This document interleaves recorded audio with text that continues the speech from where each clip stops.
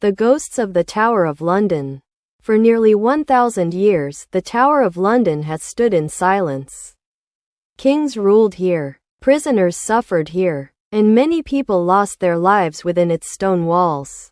Some visitors believe, not everyone ever left. One cold October evening, security guard James Walker began his usual night patrol. The tower was closed. The gates were locked. Only the sound of his footsteps echoed through the ancient corridors. At exactly 3:13 a.m., his radio suddenly filled with static. Then, a woman's voice whispered, "Find my head."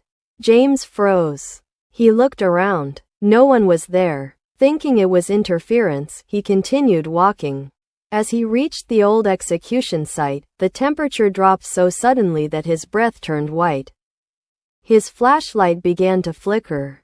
Then, he saw her. A woman dressed in a long green gown stood silently beneath an archway. She held something in both hands. As James stepped closer, his heart nearly stopped. She was carrying her own head. Her face looked peaceful, but her eyes were open, staring directly at him. Before he could move, she slowly vanished into the darkness. James ran toward the security office.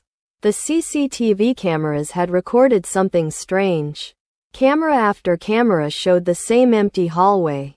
Until one frame, for less than a second, a headless woman appeared behind him. The footage ended in static. The next morning, historians reminded James of an old legend. They said the ghost matched descriptions of Anne Boleyn, the former queen executed at the Tower in 1536, who is often featured in local ghost stories as carrying her own head. James tried to laugh it off, until his final night shift. As he locked the main gate, he heard footsteps behind him. Slow, heavy. He turned around. The courtyard was empty. Then a whisper floated through the darkness.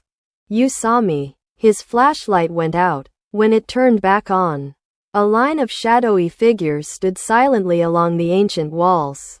Watching, waiting. James resigned the very next day. He never explained exactly what happened during that final night, but he refused to enter the tower again. Some believe the Tower of London is only a historic fortress. Others believe its former prisoners and royals are still walking its